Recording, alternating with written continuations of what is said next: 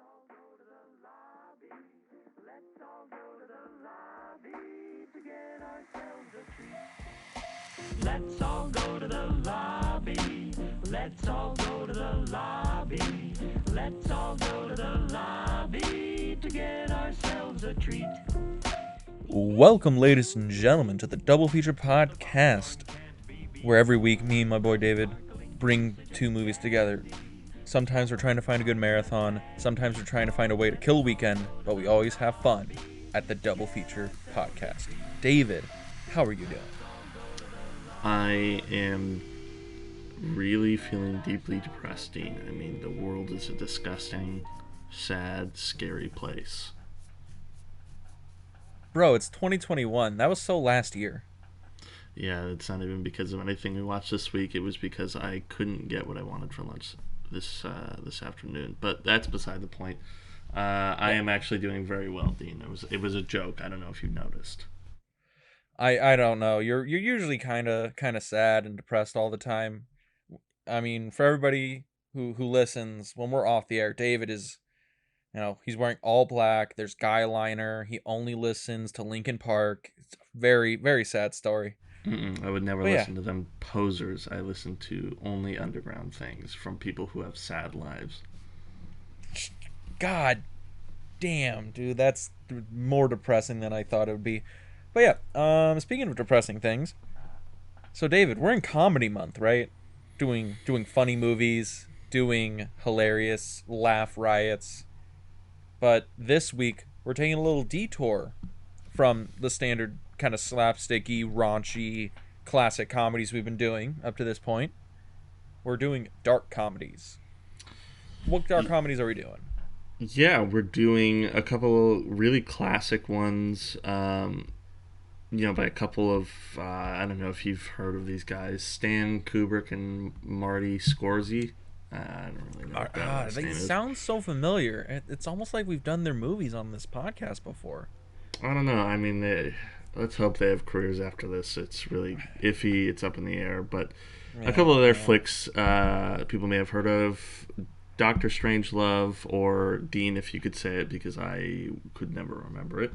Yeah, you can't remember the whole thing. Dr. Strangelove, or How I Learned to Stop Worrying and Love the Bomb, which is one of the most Kubrick of Kubrick movies you can find, right? Truly. And then opposite of that, we're doing Martin Scorsese's little-known genius flick, The King of Comedy, with Robert De Niro in that. Which, okay, is it just me, or does The King of Comedy feel like the Scorsese movie people forget? Absolutely. I mean, this one, you often think, what are the biggest titles? And I don't even think this cracks what would be like the runners-up to that, unfortunately. I mean, this is kind of interesting, right? Because we have two of probably the best directors to have ever done it. I mean, I think both of them are in the conversation, right?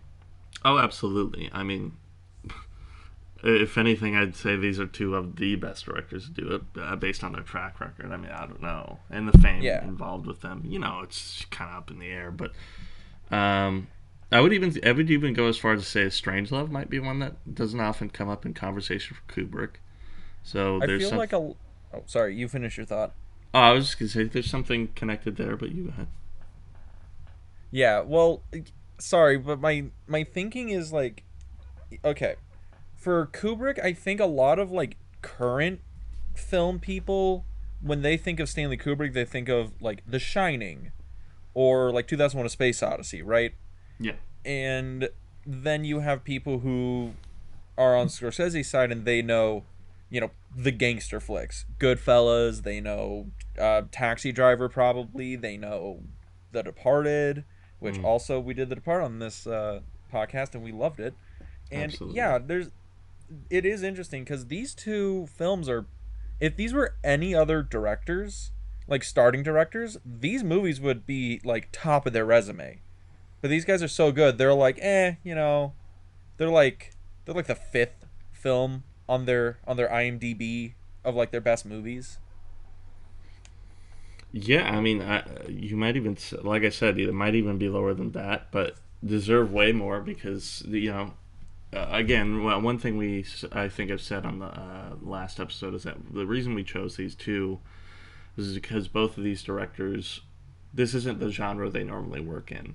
Marty is probably Marty. We're on a your first name pal, basis. your friend. Yeah, Marty. my friend, my mentor. Marty, he has a little bit more comedy in a lot of his stuff. Certainly, I mean, Goodfellas, you could say, is a hilarious movie. Anyways, Mean Streets, that's a funny movie. Yeah, there's a lot of stuff in the Scorsese catalog where you get a lot more laughs out of it, mostly just because of the machismo, just like guys hanging out and like the naturalistic dialogue that comes from it. There's gonna be like jokes and guys just talking shit. Yeah, but yeah, Kubrick, he's totally switches into whatever mode he's in. You could probably say that Full Metal Jacket is something that's a little bit funny at times. Barry Lyndon had some funny moments. The Shining, I think, has a couple funny moments, but it's never because he's trying to be funny. It's mostly just a happenstance that the entertainment requires it. Yeah, I mean, I don't think anybody would ever say Kubrick movies are like. No one will mistake a Kubrick movie for a Mel Brooks movie. I'll put it like that. Like this is the closest he's ever come to playing a straight comedy. Yeah, pretty. I mean, this is pretty much a straight comedy. It's just that it's such a macabre comedy that it becomes something that's so tough to swallow. So kind of like, I know this is really funny, but goddamn, this is depressing. But it's like so funny of how depressing it is. But yeah, I know we're kind of circling around the point, but these are dark comedies, black comedies. They're meant to kind of poke fun at very sore subject matters, very like dark themes, things like that. Where Dr. Strangelove is thermonuclear war, and King of Comedy is, I feel King of Comedy is the much like sadder subject matter, right? It's like that mixture of like mental illness and like hero worship and the desire to be somebody better than you are or greater than you are, and the kind of, I don't know, it feels like King of Comedy is more depressing.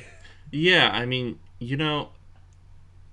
I would say that black comedy as a genre is like, comedy is like putting a band-aid on something that hurts you, whereas black comedy is being in the trauma unit. So, everything's going to be more intense. Everything's going to be kind of on making fun of a very serious subject, such as, nuclear holocaust or mental illness, I guess is the opposite of that. And yeah, I mean, you could argue too that like, I think the when you look at it without the dystopian nature of the story, King of Comedy, is a little depressing. But there's almost something that's so fascinating about how this narrative has evolved in a contemporary sense.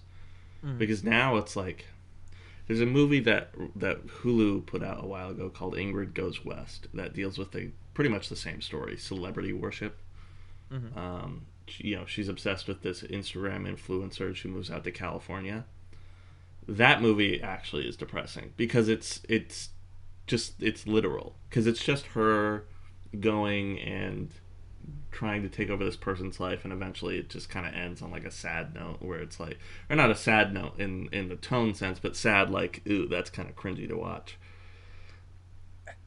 Yeah, and you know what, that's a good point, the cringy aspect of it, where I think I've gone on record saying that cringe humor is not my cup of tea. I'm not a huge fan of cringe humor.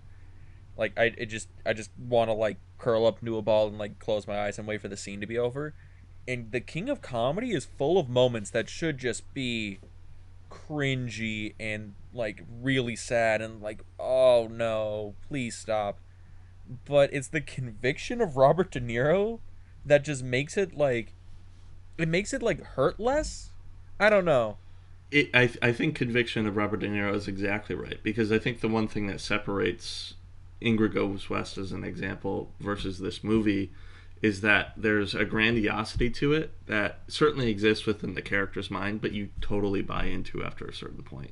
And yeah, it's still kind of disturbing to watch, but there's a sense of, I'd hate to say this, whimsy and kind of buying into for a moment their idea that, oh, things will work out if I just completely buy into my own craziness. If I buy into my own hype long enough, then I'll be famous, or I'll be that good. Yeah, there's a rabbit hole to this that, opposite of that, Ingrid Goes West, or any other example of a movie that does a similar thing, this is just the particular example, that, it's just like, it's just reality. It's real. I don't like that. I don't want to watch the real thing happen. I want to be like this, where by the final shot of the movie, I can't really tell if I'm inside Rupert's mind or in reality anymore. Yes, okay. That right there, the ending of King of Comedy is brilliant. Because I've seen this movie probably like, I don't know, 5-6 times. And yeah, I can't make heads or tails of the ending. I have no idea if anything in the third act is real. I'm not sure if anything in the third act is actually happening. I would say anything after the moment, like in I guess we'll start with this movie now that we're here. Yeah, sorry. Oh, before we get going, you have to do the standard.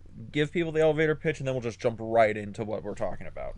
Fair enough. We will pick up this point in a moment. For the log lines for this week.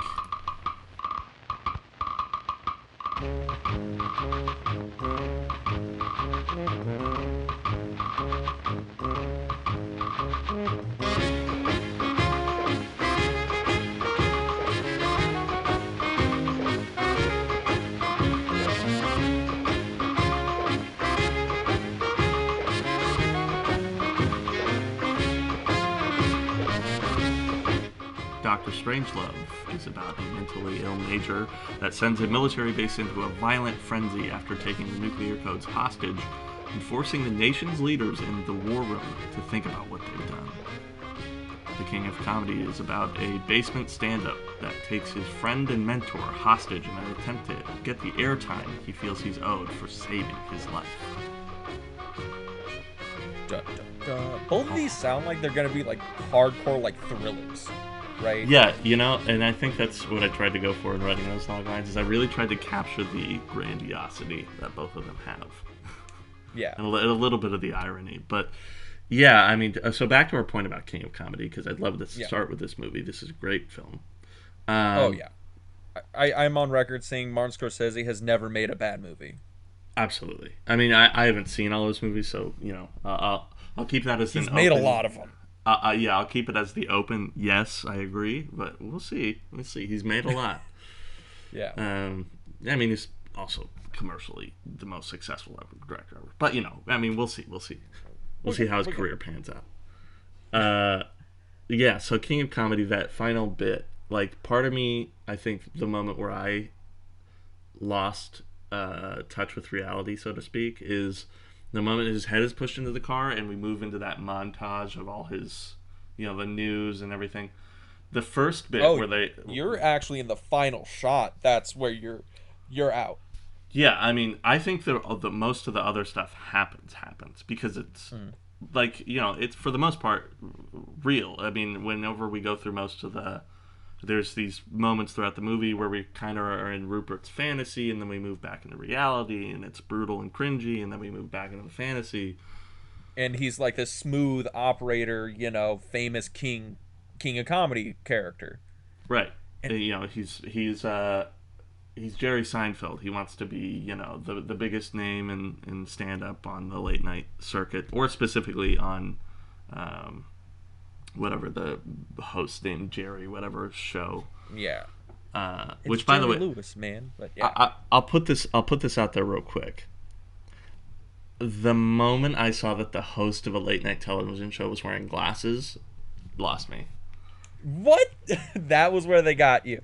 Which I now realize David Letterman wears glasses. But my point being, he's it. he's the only man who gets to wear glasses. And the point being that they were so large that I was like, yeah, but the lights and the reflection. I feel like there would be something about that would bump one of the producers. But that's beside the point. Yeah, so I really did feel like the movie lost touch with all the stuff that had been going on, and we're back in one of the fantasies to close things out the minute the news stuff comes on, because I feel like that's what's going through Rupert's head. And there's part of you that believes it because of the whole point of the movie, but there's part of you that's still like, yeah, that last moment at the end where it does kind of unravel a little bit with the announcer being so into Rupert. But there's another part of me that could totally believe that the producers of whatever show he gets on would just be like, make this guy look as crazy as possible. See, like, that's my thing. I don't even think that's real. I think the moment we see him in the car with the gun, I don't even think that's real. I think from that moment on, it's all in his head. I think the entire plot to kidnap him and do all that stuff, I think that's all in his head. And this is kind of him, because, okay, it's a little early, but let me put my tinfoil hat on real quick. Now, so this is plot thingy, spoilers, whatever. The movie's like, almost 40 years old. Sorry. So, my thinking is when he and Rita go to Jerry's like summer house or whatever, and his illusion of him and Jerry being friends is broken, like that, like the smash in of like your reality and your fantasy smashed together. I think everything after that is fantasy. It's him in his head trying to rebuild his grandioseness. But then again, like that's another thing. Like this movie could have also just been completely in his head from scene 1 when it does the freeze frame at the very beginning. And this is just an elaboration on what could happen. The movie is fascinating because it deals so much in Robert De Niro's character, Rupert Pupnik. It deals so much in his head, and it's fascinating. It's kind of like Taxi Driver. From frame 1, we're in his head. We're in this character's head, and we are following him. Yeah, I mean, I don't know. I mean, I think you make a point there. I think it's certainly up to interpretation as the final point. I think, but I the way I choose to believe it is that I like that this movie deals in possibility, and that's that's obviously Rupert's mode of transportation throughout the world. He just deals in whatever is possible in his head, where for other people it would be a lot less possible. But it's funny too, because the point about that I think is most interesting is the point in the movie where he goes and gives his tape, and they're like, yeah, if you work on this on the comedy circuit, you might have a shot. But then who knows if that's them saying, because that's the genius thing about the dialogue, then it's like, you don't know if to believe them or if they're just trying to get him to go away. There's a part of me that maybe was stepping into Rupert's shoes a bit and was thinking, yeah, it could be possible that his comedy's not bad. I mean, if he's able to, and this is also, it's so weird how this, you have to unravel it, and it just gets even more of a rat's nest. I mean, it's giving me a migraine. It's great. Yeah. But so, there's part of me that's sitting there like, from that moment in the movie, you're really sitting there like, hey, this is your end. This is it. Like, you have the possibility here, but for some reason, he's just like, I have to make it on in my fantasy way. I don't know. It's interesting too, because there's part of me that relates a little bit to that on some subconscious level. I think everybody does when they have a want or desire for their career or whatever. They do have those daytime fantasies a little bit, such as probably Marty did, and that's why he's making the movie. But it was almost like this movie. I felt a real sympathy for Rupert at a lot of times. I honestly, I think that's the thing that carries this movie, because I ain't gonna lie, I felt sympathy for him, because Rupert is the guy that, even if people don't want to admit it because it's kind of sad, it's the college like film nerd who's practicing his interview for when he makes it big. He is calling to all those guys, all the fucking people who They don't know how, they don't know any way to get there, but they want that chance to make it, quote unquote. He's speaking to all those people. He wants to be a stand-up comic. That's all he wants to do. And he kind of seizes in. He's gonna go for it, full-fisted. It's just the thing that Rupert's kind of crazy. Like he might not, yeah, he might not be like, I'm gonna light things on fire and like, dance around it, but he is a little off. I don't know if he's like, it's weird because he's like really intelligent, because he's able to like go through these weird like logical loops, and he knows just how far to push things to like get what he wants. But he's also so delusional, he doesn't realize when people are basically lying to him. It's really weird. He's a really fascinating character. I kind of want to watch this movie again just to study study Robert De Niro's performance. Yeah, there is an innocence in this kind of, I mean, how would I put it? There's an innocence that he clings on to, and that's obviously the whole motivation for the character, because you learn at certain points is a little bit of his backstory, where he's, bullied as a kid. You could obviously tell he doesn't have a good relationship with his parents. So he's like really unlucky in love. He's a loser.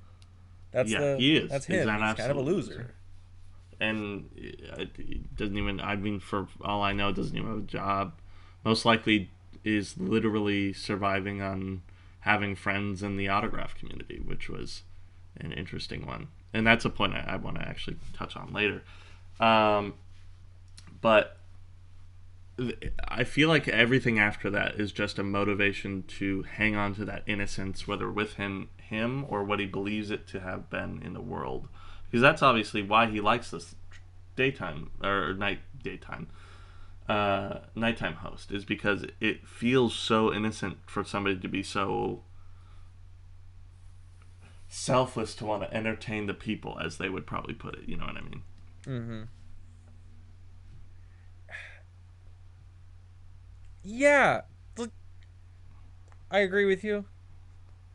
This is it's weird. I'm sorry, I'm kind of bumbling over myself, but like, no, it's kind of weird because I came into this thinking, more comedy aspect, but this is just a really good character study. Oh, it is. What this reminds me of is something like a Raising Arizona, where we do have a character that on paper is kind of a silly character when you think about it. In Raising Arizona, he's a trailer park, corner store robber who falls in love with a cop. Totally silly character. But then you kind of learn in the movie takes on this journey that really it becomes a lot more of a serious character than you think. And with this one too, it's like you have an obsessive compulsive autograph collector who practices his fake stand-up comedy in the basement of his mother's house. A silly character when you think about it, because you'd think, oh, probably a nerd who's just a virgin, has never been able to work the courage to go out in public or something. But then it becomes almost like this. It's the guy who's never had the nerve to take his shot. Yeah, and I feel like it's just up to the director at that point to take whatever that character is on paper and be like, okay, are we going to seriously delve into what this is, or are we just going to make fun of people like this? Because that's one thing I think this movie doesn't do. It doesn't make fun of Rupert. It's kind of true, but I think because Rupert's the where we get our comedy from the film. To kind of round it back, this is a comedy. It's not just the dramatic character study of mental illness, but he was where we get a lot of comedy from it, and I get a lot of comedy from Rupert just because of how he interacts with the world around him and how people interact with him, because he's so identifiable that it's really funny when you see normal people just refusing to kind of take the hint, right? Where we as the audience know that they're only telling Rupert these things so he'll like leave, but Rupert is like, no, I'll wait in the lobby, that's fine. Yeah. You got nice ceilings. And It's weird. Like, the other thing I think about that point too is when you think about they're just telling him that to make him leave. Well, they tell everybody that to make him leave. So one thing that's almost interesting enough about the character is that they think they're the only one, which is certainly true with Rupert, and most of these people as his partner in crime. What's her face? It's not Masha. Yeah, that's why I could not remember, because that's a ridiculous name. Wow. We'll just add in the her, bro. Marsha. Savage. So basically, it's like that's kind of what's going on with Masha too. I mean, she thinks she's the only one who could fall in love with Jerry, and then it becomes like this other ridiculous side story in itself, which is hilarious, by the way. I think that's the funniest part of the movie.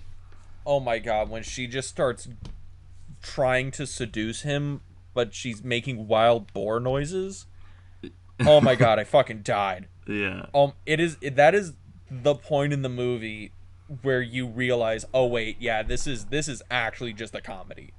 Yeah. There's no way this is real. Especially with the way that they have him play so stoically too, while he's just sitting taped to the chair. He's just stone-faced the entire time as she's just like half giving him a lap dance, half like making wild animal noises, and he's just stoic. There's nothing behind the eyes. 1,000-yard stare. Because I think that's a whole intercut scene too. That it's like probably really like an 8-minute long scene that they cut into the like last third act or whatever. I almost feel like that Jerry takes that as just a double-edged sword of his job. It's just the other side of the blade. Where on one side you get the fame and fortune and all this crap, the career success and everything. The other side of it, it's in the way he deals with it, it's just another day in the life of Jerry the celebrity. Yeah, that's another interesting point about the movie, because it pokes a lot of fun at that celebrity culture, right?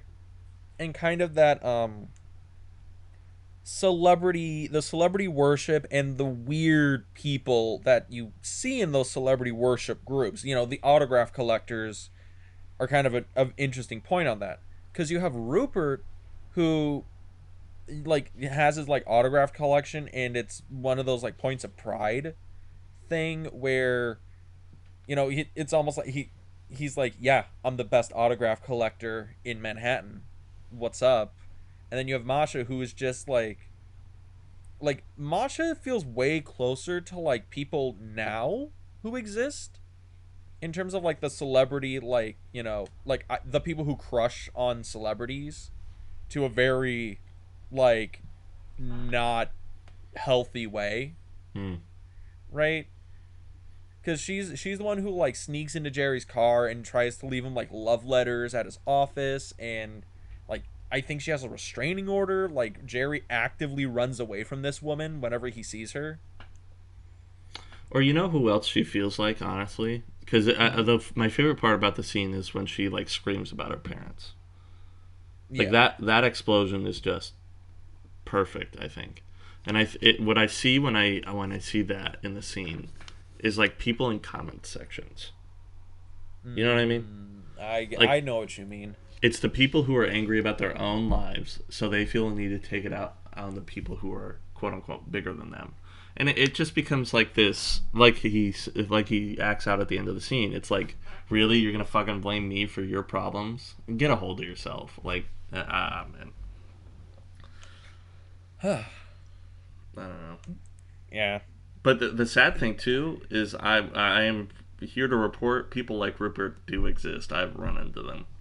Yeah, I mean, Rupert obviously exists. The characterization is too good for it to not have been drawn from somebody real. But I'm kind of curious, because you were a man of notoriety. Did you meet your fair share of Ruperts and Mashas? I would say it was we were never notoriety, whatever the noun for that is. We were known enough to actually get to that, and we were nobodies. But, there's people who suck up to you. The place where I really read into that is Dean knows this. At the the community college we both attended, I TA'd for a screenwriting professor. Now, I won't say anybody specifically, mostly because, I think there's and this is the point of the movie, there's a little bit of these people in all of us, so that everybody had their own twisted version about the film industry, which is mostly where these people exist too. These people are not, they're not clamoring to get to know the latest and greatest Nobel Prize winner, you know what I'm saying? Yeah, that's the thing. Like, there's a different levels of famous, right? Yeah. Like, you have, like, C-tier famous people, which are, like, noted authors or game developers, where it's like, yeah, like, they're on a talk show every once in a while, but, like, S-tier celebrity is, like, Brad Pitt. Yeah. Like, everyone knows Brad Pitt, right? That's an S-tier celebrity. Brad Pitt, Leo, Angelina Jolie, people, I can say their names, and you can picture them and what they look like. Where, like, if I said, like, Stephen King and Dean Koontz, two of the most, like, prolific writers of the last 20 years, I feel some people would kind of struggle to remember what they look like. Oh, yeah. And, that kind of thing, too, that's interesting to me, that I would love to see maybe this version of the story. Well, and maybe it exists, and I'll say where it exists in a moment, but the one I saw the most wasn't people, like, feeling grandiose about celebrities even. It was feeling grandiose about what they'll be able to accomplish with their career. Like, people saying that I've written a book series and I'm going to turn it into a movie in this class. It's like, no, bro, you're not. Oh, God. What is it? Because you TA'd for your screenwriting class, so you saw all these people who thought they were gonna write the next Star Wars, like, in very college and detail. get out. Yeah. Well, I actually had the guy. This wasn't at the community college. This was at the university that I attended after, where I had a guy literally tell me that he had been writing this story. This was his life's work. This was gonna be his magnum opus. This was gonna be bigger than Dune. This is gonna be bigger than Star Wars, man. He's like, I've written the whole world. I got everything, defined out. Blah blah blah blah. And I was like, oh, it's your life's work. How long you been, like, working on it, dude? Like, I want to know. And he's like 3 years, man. And I'm like, dude, how old are you? He's like, I'm 23, man. And I'm like, bro, that's not your life's work. That's like, bruh, like, Tolkien was working on languages for elves for like 30 years. You don't even know what a life's work is. Yeah. For God's sakes, your life's not even started. Old man yelling at the cloud. But yeah. But there are people like that exist, that have the grand idea of what they're creating is gonna be the next Star Wars, and that fantasy, right? Yeah, I mean, I don't even think that's old man yelling at the cloud. That's old man yelling, or you're not old. Man yelling at crazy person on the street. Like, this is equivalent, no different in my mind, and this is gonna sound super insulting, but it's a joke. We're on the comedy month, guys. It's no different in my mind to, like, the homeless guy yelling on the sidewalk. It's like they don't have any idea what they're talking about. And it's so, the clear thing that most will say people living in the real world realize is that there's steps to everything. Or that line in the movie, start at the bottom. Well, that's where I am, and it's a good place to start. Because that's where everybody starts, unless you're rich. But, it's truth. Like, you're 23 years old. You have years ahead of you. Even at 34, like Rupert is, you have years ahead of you to get this right. It's that you, for some reason, think that it needs to happen now the way you want it to happen. It's an obsession. It's a compulsion. I don't know. Yeah, like, and I think that's the thing that this movie gets on, and that's where a lot of the comedy comes from. It's these really obsessive tendencies people kind of have, that grandiose ideology of that they're way better than they think they are. I mean, we actually see Rupert do his stand-up, right? And you're a man who enjoys his fair share of stand-up comedy. Thoughts on the jokes? Good, bad? Would this play at a nightclub? I think it would. Is he getting his Netflix special? I think it would, but there's a part of me that I was going to mention this earlier, but I'm glad we're discussing it now after some more context. It's good comedy, but I know it's only good comedy because the writers who wrote the script wanted it to be that way. And there's a part of me that feels like maybe they were like planting a little bit of a subconscious seed, because part of me is like, what if that's just like, we're only hearing the words because we need to hear words, but Rupert in his mind, like you said, is maybe just envisioning this moment, and what comes out over the television is actually not good. The audience is forced to laugh, and we're really just hearing the result of whatever Rupert thinks good comedy is. Because who knows where he would have learned good comedy? Yeah, which is kind of interesting, because I think the stand-up that Rupert does is pretty good. I mean, don't get me wrong, it's stand-up comedy from like 1983, which was much different than what we have now. Dave Chappelle had not caught on to the scene yet. Right. Like, I don't like Jerry Seinfeld. I don't even think had a career started yet. This is old school, like, stand-up. Yeah. A lot more one-liners and a lot more like kind of non sequitur jokes. But yeah, it's still decent comedy. There's still pretty decent jokes in there. But it does feel like this could play as both good comedy and bad comedy at the same time. Right? It's kind of like a good comedian telling bad jokes, where they're good because the comedian knows like the timing, the tone, and how to like work it out. But the actual like joke he's telling is kind of like only mediocre. But like, I'm trying to come up with a good example. Like I mentioned him earlier. Yeah, Bill Burr, right? You're a fan of Bill Burr, right? I don't think we can get canceled for saying that. Well, I think he's a funny. I was gonna say he's probably one of the biggest comedians in the world right now. Yeah, and I think he's funny, and he's one of those guys where I've seen tell like mediocre jokes, but because of his inflection and his timing and how he basically just flavors it, that's what makes it funny. And I feel like that's kind of what Rupert's doing, right? It's Robert De Niro turning the charm on and trying to tell like pretty okay jokes to make them work. Yeah, and maybe that's also one of the reasons that doesn't, like, the artistic intention, maybe it doesn't come totally across, is that I see Robert De Niro when I see the performance of the stand-up. In most other moments, I'm actually seeing, I think I see pretty close to the character with Rupert. Like, when he yells up to his mom, that I wasn't thinking De Niro, I was actually thinking, wow, I mean, I was still thinking about De Niro, but I'm like, that actually feels like the character. Whereas that, certainly, to your point, feels more like I'm just watching the celebrity do the work. But I feel like it's just, he like you said, he's just noticing the habits, the inflection, what people are reacting to, rather than really taking into account why he's doing those things. It's just the what. It's not the why or the how. Which is exactly what these people, like I said, that you've run into, that's all they're thinking about. They're thinking about the polished product. They're not thinking about how these people got to the polished product. They just want to take the one, maybe two steps, and then they're there. It's all done. That's all you needed to do. When in reality, there's, this talk show host, Jerry, probably spent years, like, on the bottom, like he said, in the 50s or so, nonetheless, when comedy sucked. Yeah.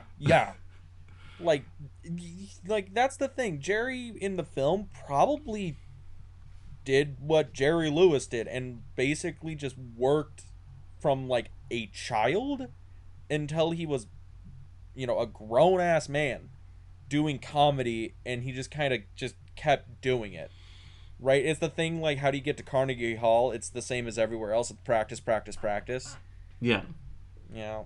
And the funny thing about that phrase, which is famous but I've now originated, is that, you don't see all the shitty practice that people go through.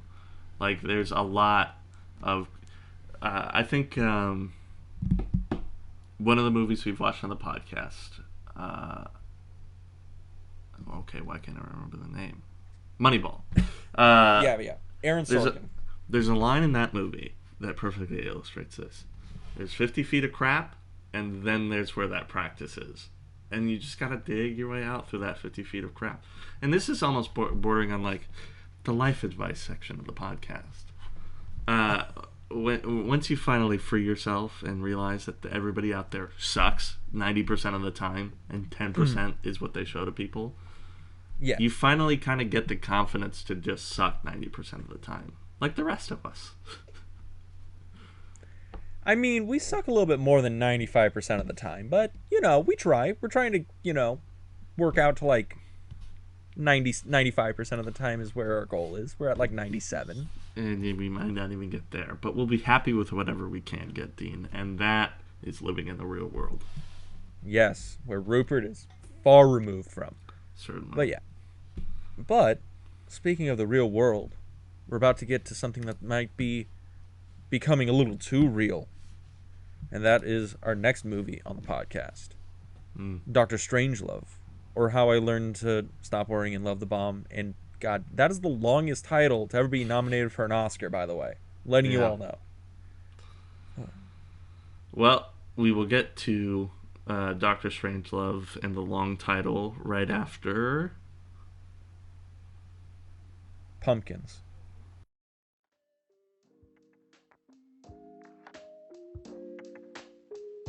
Dean, I found a great way for us to do something cool and to make a little money on the side. Great. I've been looking for a new place to put my money. What do you got? No investment needed. In fact, it's super easy, and there's creation tools we can use to record our podcast right from the phone or computer. Wait, why would you record a podcast on your phone? You want? No, never mind.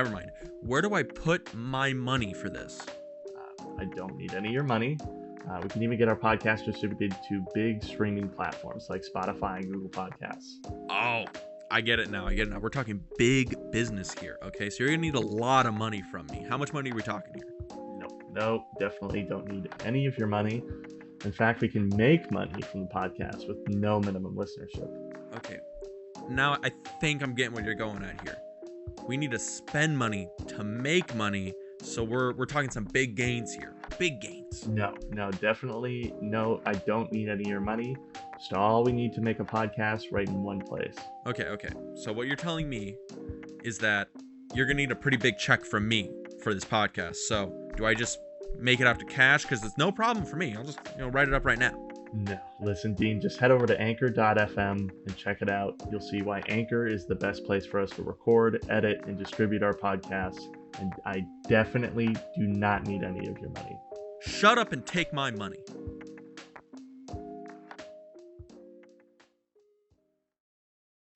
Welcome back, ladies and gentlemen, to part 2 of our double feature podcast. We started with King of Comedy, the Martin Scorsese underrated classic, and now we're coming up to possibly the best Stanley Kubrick film of all time. It's the one I hear that's in the argument a lot of the time, Dr. Strangelove, or How I Learned to Stop Worrying and Love the Bomb. Yes, that one. David, thoughts on this movie, this stone cold classic? One of the best movies ever made. Yeah, I would even say this is my favorite Kubrick movie, downright. And in my opinion, it's his best. I mean, this is definitely in his top 3, easily. It's like this, 2001 for me, and Barry Lyndon. Those 3 are absolute masterpieces. I think they're legitimately perfect movies. And this one might actually just be the best of the 3. 2001's my personal favorite because I'm a massive nerd, but this is pretty good. Understatement of the century. This is pretty good. I think what really when I get down to brass taxes here, because Kubrick is a guy who's done a lot of adaptation in his career, which is not a knock at anybody's particular creativity. It's just that this movie is one of his few originals where the story totally came from an idea he had. He didn't go for a book. He didn't find somebody to write the book while writing the movie. He didn't, scour thousands of paperbacks and kind of picked one at random. Yeah. Hashtag Stephen King. This came from the inspiration of... I can't remember if it's quite a rumor or an actual document or something he read about the nuclear checks and balances process. Mm-hmm. But then he goes out and just makes this movie, his only comedy, based solely on that. And it's like, there's part of me that just really wishes he would have done more like this with his career. I know he's probably... Because by the time he got to the end of his career, all his movies were adaptations of books. Yeah. And that's fine, because they're great fucking movies, but... Oh, yeah. I'm thinking, and I feel like this might have been his last movie that was based solely on his own, like, work. Because okay, well, Spartacus we've done on the podcast, and we have gone on record as that is not nearly his best work. But... Nor is it his work at all, technically. Yeah, like he is director in name only on that project. Right. But yeah, so because we have Killer's Kiss, The Killing, Paths of Glory, which I don't think is based on anything. Spartacus. Okay, Lolita was an adaptation. Then it's Doctor Strangelove, and then from 2001 up, those are all adaptations. Granted, 2001 was written next to the making of the movie. So it was kind of an original idea, but yeah, for the last 6 movies of his career, which there's not a lot of movies he made, they're all adaptations. It's almost crazy to think that he only made 6 between the years 1964 and 1999.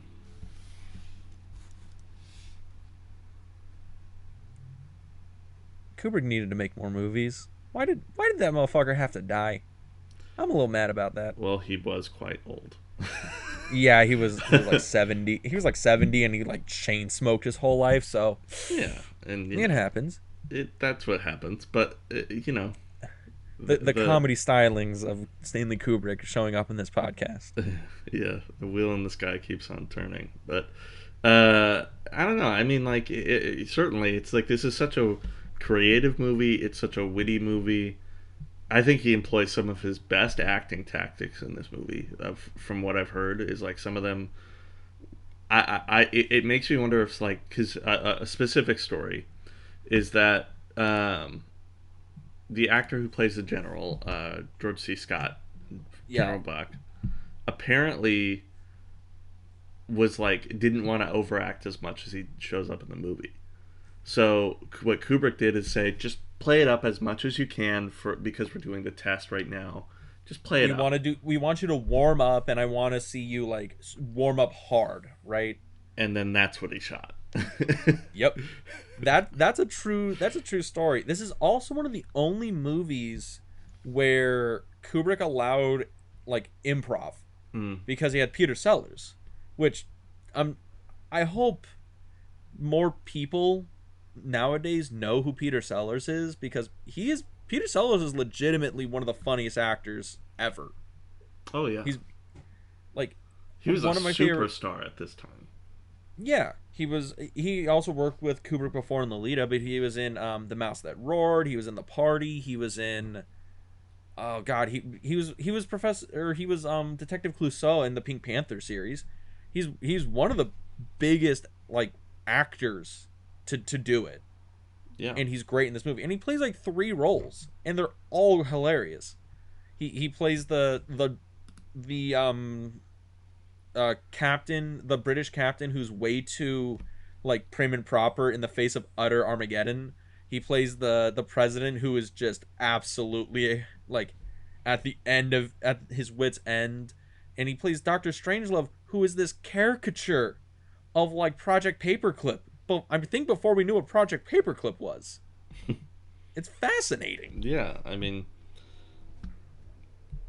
I don't know, because I really am just like at every moment, because in a similar way, King of Comedy impressed me as much as this movie did, and I would go out on a limb to say that maybe aside from The Departed or Raging Bull, that would probably be my favorite Scorsese now. But it's based surely. Oh wow.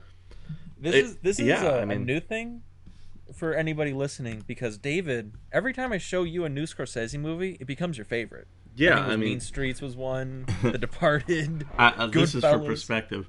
At one point, Shutter Island was my favorite, because that was one of the only Scorsese I had seen. So, okay, Shutter Island I love that movie. That is the only movie I have seen more than 5 times in a theater. it was one of those movies that played at like the cheap theater here where I live. So it was like $3 a ticket, and it killed a weekend. It was pretty good. Yeah, I mean that is But one yeah. way. So I don't know. I mean, but where was I? Before I geeked out and started praising Stanley Kubrick in my basement. I don't know. I think what let's go down the list because I think there's a lot of different things about this movie. So we kind of did the acting. Yeah. There's Peter Sellers. This Kubrick employing some very innovative acting techniques because part of me wonders if that was. I wonder if anybody had even tried that before. Is what I've always wondered. Like basically coercing an actor, tricking an actor to play a certain way. Yeah. Like against type by basically lying to him. I mean, it's probably one of those things that's been used before, but it's used a lot in this movie because George C. Scott is one of the funniest people in this movie. Oh, absolutely. And that's a good place to segue into is let's look at the characters that we play. Because one thing that certainly stands out in King of Comedy is that they dress the character very well to get the point across. Like another point we took from Raising Arizona. And I think that they do the same thing for this movie, except for on top of it, the casting adds so much more to it. Yeah. It's one of those things where, like George C. Scott, he's a dramatic actor, right? He's not a comedy actor. I don't think I've seen him in any other comedies other than this. I can't think of any, yeah. Yeah, and he plays the best buffoon in cinema history. Okay. Is one of your favorite George C. Scott lines is we can't let him in here, he can see the big board. I don't know why that's so funny. I think my favorite moment is like the moment where he tackles the Russian ambassador for the camera. There's no fighting in here, this is the war room. Yeah. That would actually probably be my favorite line. My favorite line in the movie is it's when the captain, Peter Sellers' character, is like, "Sir, I need a dime to like payphone the war rooms to stop the bombs," and the soldier is like, "Look, I can protect you from my men outside. I can protect you from a firing squad. I can even protect you from the government. But if I shoot that Coca-Cola machine, I can't protect you from the Coca-Cola Corporation." I don't know why. I just love that. It's great. It is so absurd and it's amazing. I love the whole concept of that scene. Yeah. Corporatism, man. This is interesting because I think this is something I've personally kind of come upon with my own writing that I think this movie makes a great point of. And I think King of Comedy does this as well. Mm-hmm. I think that when you settle on like not necessarily a theme, because themes should always come afterward, it should be always be the afterthought. But when you settle on like motifs, I think that's when you can really clue into getting some of your best material. Because as soon as you figure out, okay, I want to focus on the motif of conspiracy, I want to focus on motifs of power, I want to focus on motifs of, you could even say irony. You could find motifs in there, but when you like kind of create those little boxes for you to put yourself in, I actually think that it almost hones you into the right answers. It's kind of that strategy of if you ask the right questions, you'll get the right answers.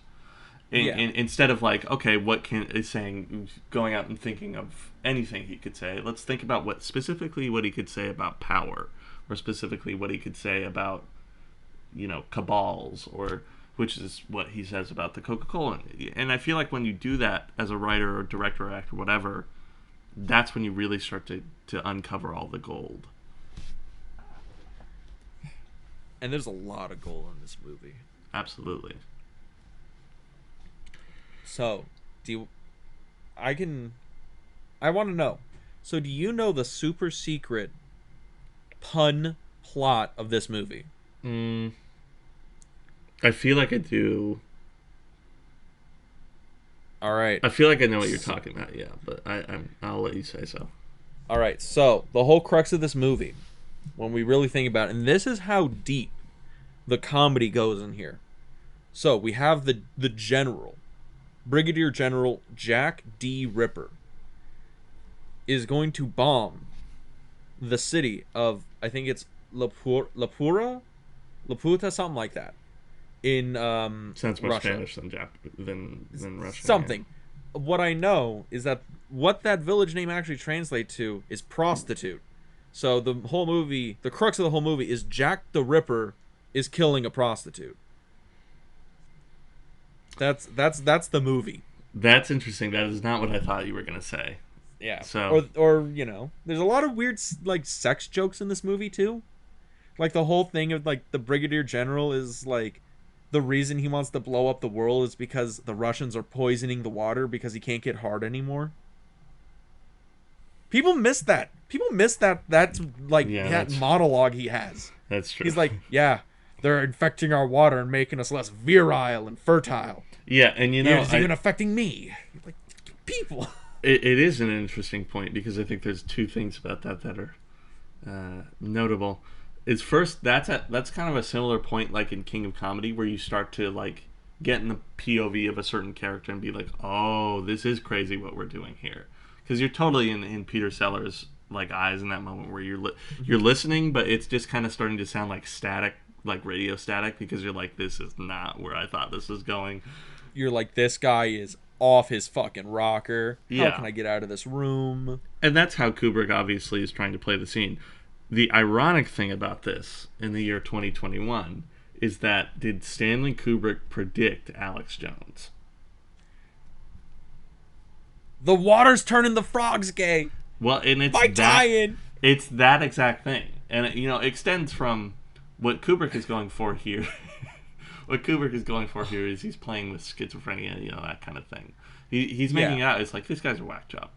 But what's ironic in the year 2021 is when people say things like that, it's freedom of speech, not this guy obviously needs mental help.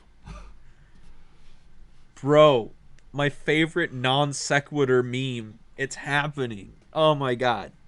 Also, I understand people find Alex Jones to be offensive, strange, off-putting. He is one of the funniest sons of bitches because of how fucking crazy he is. If you ever want to listen to your crazy drunk uncle rant for 45 minutes, don't take any of it seriously. I pray to you, don't take it seriously, but it's funnier than hell. It's great. But, back to the point at hand, this movie is what would happen if Alex Jones was a general. Yeah. Oh, completely. So aside from the countless references we could be going over that really are ironic nowadays, one thing else that I think is certainly notable about this movie is that it's kind of technically impressive. Yeah. It's very technically impressive for a lot of reasons. I mean, the war room set by itself and how massive its scale is impressive. The fact that the airplane, the bomber, that is actually I think it's actually an exact 1-for-1 replica of a real bomber that would do that kind of mission.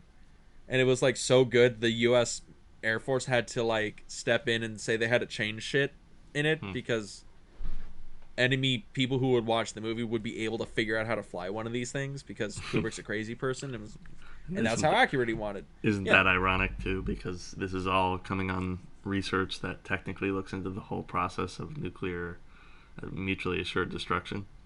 You know, life happens. And also how it's shot amazingly because it's not shot like a traditional comedy, right? It's shot like a noir.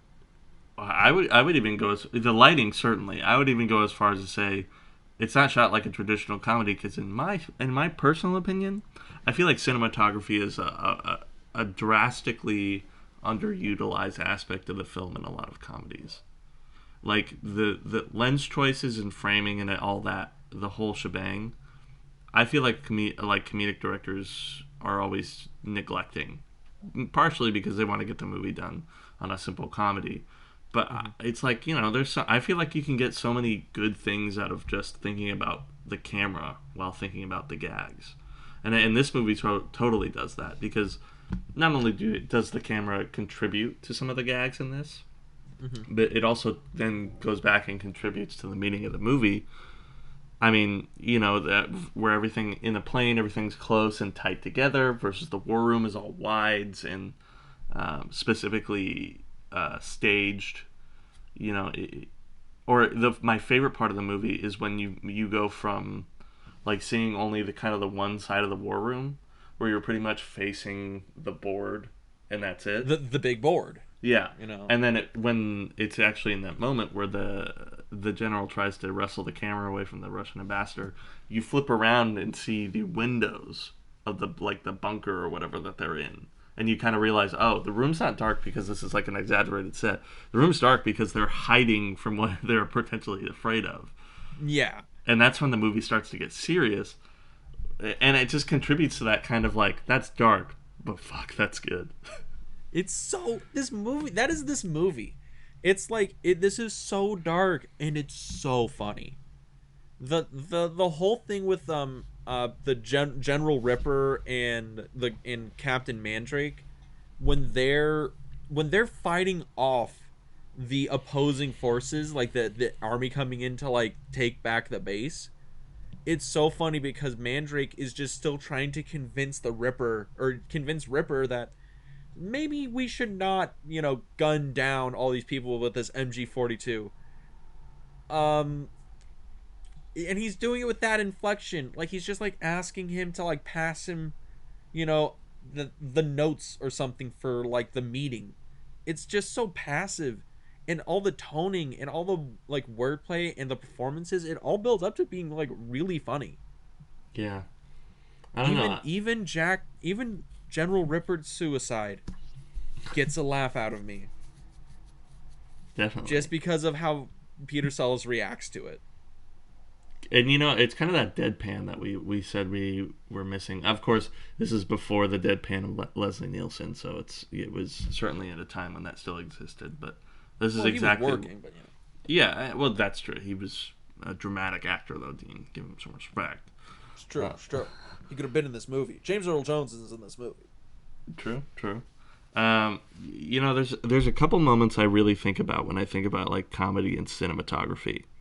And one of them is, yes, Raising Arizona. I'm going to continue to reference that film because that is probably one of the best comedies we will have watched this year. And it's that moment where you're in the POV of the road warrior character, like in the nightmare where he goes up the ladder and then like into the room and you see the screaming woman during the dream sequence. Like that, and I think we originally talked about that because it was like the Steadicam. They were like, they had the DIY one. Mm-hmm. That would be one where I'm like, that's an interesting use of cinematography. But one of my favorite, Monty Python and the Holy Grail, the ending of the movie where the whole movie's been this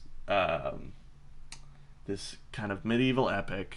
You're really into it. You're getting ready for the battle scene, and then all of a sudden the sound cuts and the camera comes off and it's shaky and everything, and the cops are coming over. That is such a genius use of the camera to make a joke, and this is exactly what I mean. Yeah, I can't agree with you more. Also, for everyone out there, I'm going to be watching Monty Python and the Holy Grail next week on my Film Club podcast, and that's the perfect plug. Yeah, boom. Plugged it. What's up? It all comes together.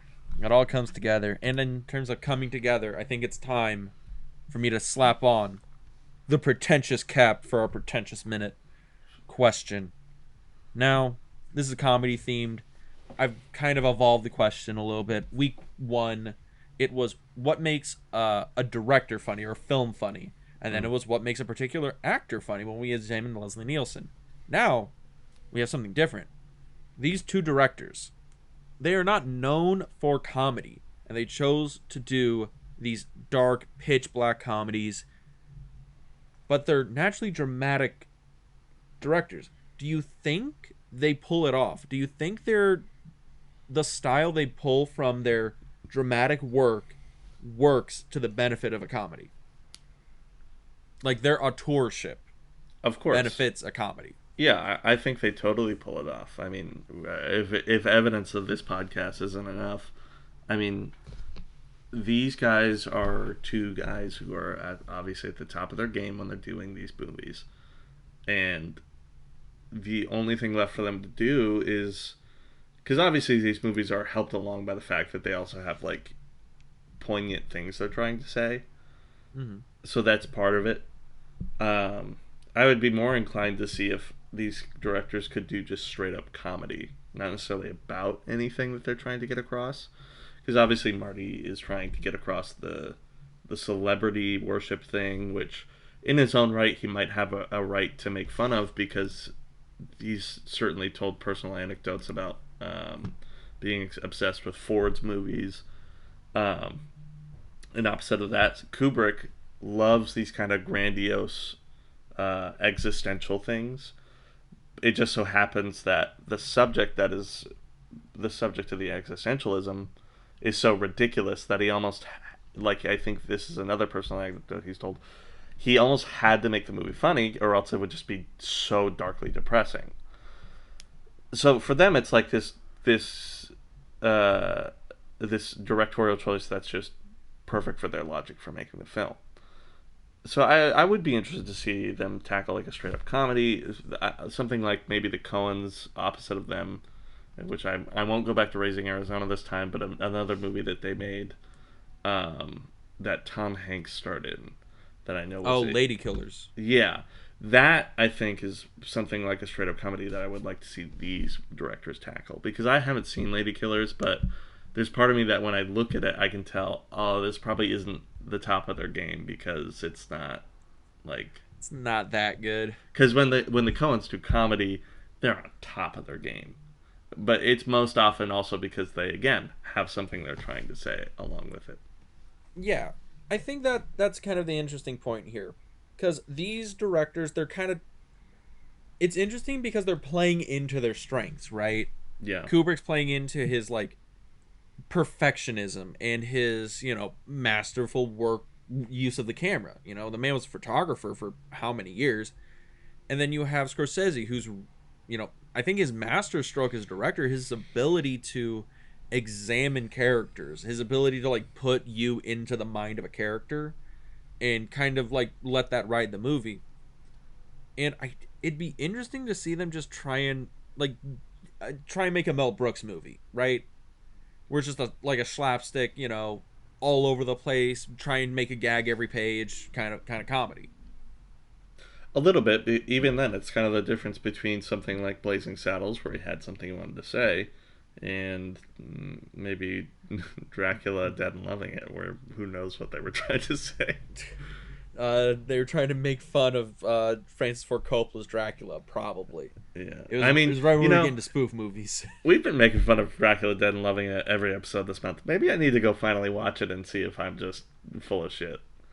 I should probably do the same thing. I don't think I've seen it for like 15 years, so it's been a minute.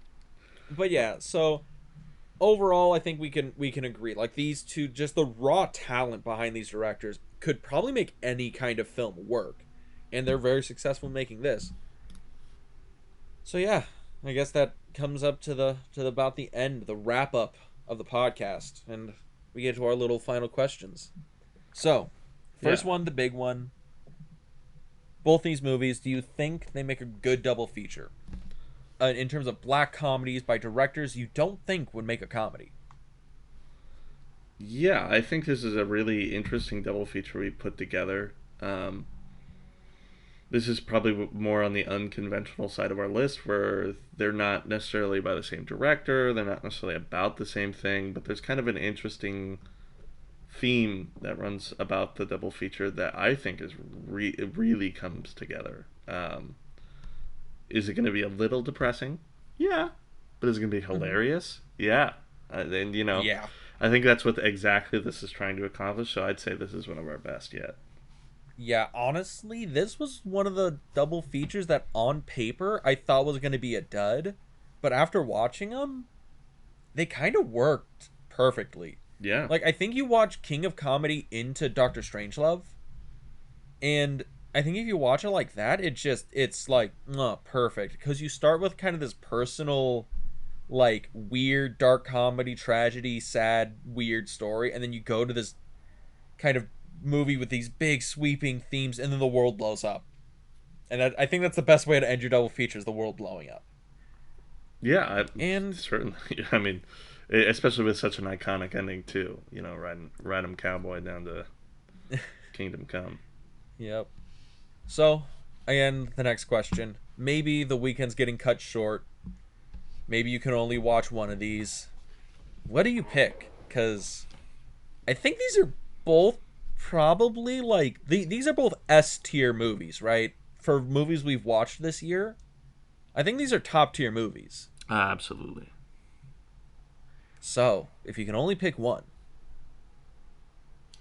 If I could only pick one, I'm probably going to go back to Doctor Strangelove. Frankly, I'd probably be more into watching King of Comedy over and over, because there is something I find a little funnier about that movie in a casual way. Whereas Doctor Strangelove, I really do feel like when you get to the end of the movie, it's funny throughout the whole time, but then it kind of leaves you with that kind of curled lip, like, I don't know how to feel about this. Aw. Peter But Sellers go boom. yeah, Mein Führer, I can walk. but I do still think Strangelove overall is the actually like sillier, funnier movie. Alternatively, my silly answer to the question is that I bought the Criterion version of this movie specifically because it's my favorite Kubrick, and since I now own it on DVD, I would much rather watch that than continue to rent King of Comedy. Though I will look for a Blu-ray or Criterion or whatever copy of this that I can find, because this is again now one of my favorite Scorsese's. Yeah, honestly, don't get me wrong, Doctor Strangelove, masterpiece. Actual, like, I think I've said more than a few movies are masterpieces on this podcast, and sometimes I'm being facetious, but I'm legitimately serious. Doctor Strangelove is an actual masterpiece of filmmaking, in terms of like how it changed film, what it does, what it says, how it's made. It is an actual masterpiece. That's true, because I do But think there's an argument in saying that Scorsese's movie is not necessarily a masterpiece, whereas Kubrick is. Yeah. I will say this. I think you might prefer watching King of Comedy because it works as just a almost a straight drama. And it's a fascinating film for multiple watches, right? Because I think watching Doctor Strangelove, you watch it and you get more jokes. I think if you watch King of Comedy, there's a point where you could just like stop laughing at the movie and just get a notepad out and start just like writing stuff down. You can analyze that movie and that character. Certainly. It's a fascinating watch, is what I'm trying to say. Like, that might be where that personal taste comes down. Personally, I would probably also watch Doctor Strangelove, because, again, if I'm just looking for some laughs, Doctor Strangelove is great. You should absolutely watch that movie. Yeah. But if you're in the mood, maybe not for so many, like, laughs, and you're just like, I kind of want, like, a serious kind of movie that's a little funny, but I can just, like, scratch that, like, weird psychoanalysis, like, armchair psychologist itch. Like, King of Comedy is where it's at. It's kind of like, it reminds me of The Joker, which also, by the way, the Joker movie that came out is basically half Taxi Driver, half King of Comedy. That, and you get this. Yeah, I mean, I actually pretty sure that Phelps went on record to say that those were the inspirations, and that I think Martin Scorsese is an executive producer on that movie. Wouldn't even surprise me. Yeah. Like, Robert De Niro's in it, playing basically Jerry from this movie. Like, come on, people. Yeah, I mean, Would that be the backdoor insanity if he's actually in universe in the Joker? He's actually Rupert Pupnik, who just changed his name to make it easier for his daytime like talk show. Well, this is the result of years of success on the Rupert Pupkin show. At the end of the movie, they're the same universe, Dean. It's the same cinematic universe. God bless Martin Scorsese in the DC universe. And, you know, I'm proud of us for not mentioning Joker this whole time, but the side note is that because I had seen Joker before watching this movie, there was a little... You saw King of Comedy? Not necessarily, because I do notice the differences, and Joker is a much darker movie. But I was expecting it to turn so much darker by the end of King of Comedy. Which, now that I think about it, for most of the time, King of Comedy could get away with being like even like PG-13, like not even that crazy of a movie. Honestly, by today's standards, yeah, that is a PG-13 movie. And there's almost something that's kind of more sinister about that. Yeah, that it's like R-rated in like 1983, but in like 2021, it's like it's barely a PG-13. I don't even know if how much swearing's in that movie. Yeah. Though wait, I don't think there's a single like fuck in that movie. I mean, come on, there has to be. I feel like Masha is probably the character that would utter it, but somewhere along that, I wouldn't be surprised if there's a Martin Scorsese cut of this movie, like a director's cut, where it was like, yeah, the studio had me cut out all the swearing. It's like 3 hours long, and it's just saying fuck over and over again. Yeah, but and there's like a violent New York Stock Exchange massacre that Rupert goes on or something. I don't know. It's where Rupert goes in and starts like, and he performs the pistol whipping scene from Goodfellas on a writer. No, this is the and we haven't done this in a long time. This is the deleted scene. Rupert's mother that's been dead for 9 years. Well, she has been dead for 9 years, and it's a psycho situation where he keeps hearing his mother. So the deleted scene is the scene where he kills his mom, and that's in the Martin Scorsese. I'm so in. The woman that's yelling at upstairs. It's actually just it's just Norman Bates.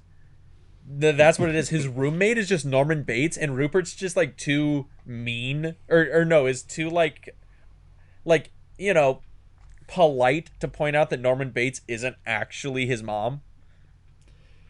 I want to see the apartment building where Norman Bates and Rupert Putnick are like roommates. I want to see the Odd Couple cut of this movie.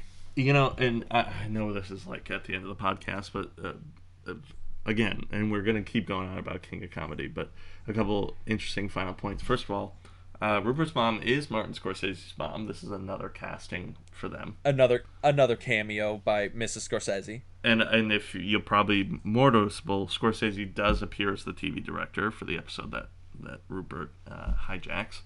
Mm-hmm. But it's almost an interesting thing I noticed is that both in Psycho and in this movie, and probably other movies, or Get Out is another good one as well. Why is it that like the subconscious mind area, these characters, this being Rupert's fantasy talk show, Norman Bates, like where he stores his mother, or for the one I just listed for Get Out, where they have the operating room. Why does it all take place in the basement rather than the attic of the house? Because there's almost a part of me that like when we go out back to Knives Out, I feel like the murder in the writer's room is taking place in the attic because that's like the mind of the house. It's like the mind of the character at the top of everything. But yeah, well in Knives Out it works really well because you know they're killing the head of the house. You know he's the top of the pyramid and everybody else is at the bottom. Yeah, you can look at it like symbolically like that. But I feel like it takes place in the basement for all of these for that stuff is okay. Get Out I think is a practical reason because you know they have a whole operating system and it's like they would have to have it in like a basement or something, and they even make a note where it's like, oh, you don't go in the basement, there's black mold down there, you know, black molds that they pour white people's brains into for Get Out. That's spoiler. Interesting. I never noticed that. Yeah, oh dude, come on, it's one of the greatest puns.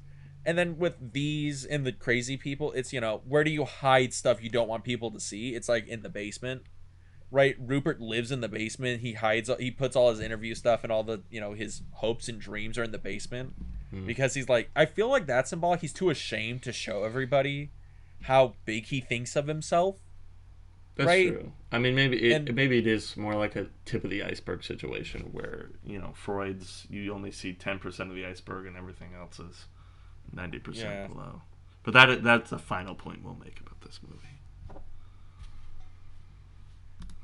But yeah, so I guess watch Dr. Strangelove this weekend if you're just in the mood for a comedy. If you're in the mood to just watch like a man go crazy for 90 minutes, King of Comedy's there. But yeah, David, what do we have on the docket for next week? For I believe it's the last episode of our comedy month. Yeah, I mean, time flies when you're having fun, and it will certainly fly when we get into an interesting. We've kind of done a couple of these parodies. We've done now the dark comedy, and now we're going to get into one of my favorite and kind of underutilized in movies modes of filmmaking, and that's the mockumentary. We are going to be doing. This is Spinal Tap, famous 1980s mockumentary about a metal band named Spinal Probably Tap. the standard for mockumentary comedies. Certainly, certainly. And then we are also going to do Taika Waititi's What We Do in the Shadows. Which spawned the very funny FX show What We Do in the Shadows. My girlfriend showed me the show and I love it. I think it's really funny. And I've never seen the movie. So that one's going to be a first watch for me. And also this is going to be a first watch for me for This is Spinal Tap because I'm a terrible film person. That is terrible. But, you know, I mean, know. We all have our firsts. I'm guilty of plenty of them, so. Yes. But I honestly can't wait because I think mockumentary, like you said, is a very underutilized thing in a lot of comedies for the most part. I think it got big like The Office. I think when people say mockumentary now, they think of The Office, right? But Yeah, we're gonna kind of see what it works for in like a 90-minute narrative instead of a long form TV show. Yeah. Yeah. But yeah, so there you go, everyone. Be excited. Next week we get to meta. Yeah. And we get to reveal the cool thing that's happening after. But if you want to catch up with us some more, you can visit our YouTube channel In the Frame, and you can also check us out on all places podcasts are sold, like Spotify, like Google Podcast, like basically all of them except Apple Podcasts because they hate us, because they ain't us. And yeah, and you can also check me out on my other podcast, The Film Club, that I mentioned earlier. It's going to be great. And David, anything else we want to plug before we disappear? I mean, you know, I've been Is trying to get that King of Comedy Mind Crane getting to you? Yeah, I've been trying to get in contact with Steven Spielberg. He won't return my calls. I don't understand. You know, like we weekend in Cabo together. I just don't get why. You know, I think I do a lot for this guy. I do everything for him, and he's just not going to call me back. This is really. I mean, it's downright rude and inconsiderate. You know what I'm saying? It's like, hey, after all I've done for the guy. I'm sorry. For people who can't see this, like if you don't laugh at the voice, you're gonna laugh. You would laugh if you see David, because that is the greatest body language bit I've ever seen in my life. Jesus Christ. But yeah, hold your applause. It's good. Yeah. But yeah. Okay. But yeah, everybody. See y'all next week at the See double you next feature. week, Dean. It is a pleasure. As always. Peace. See ya.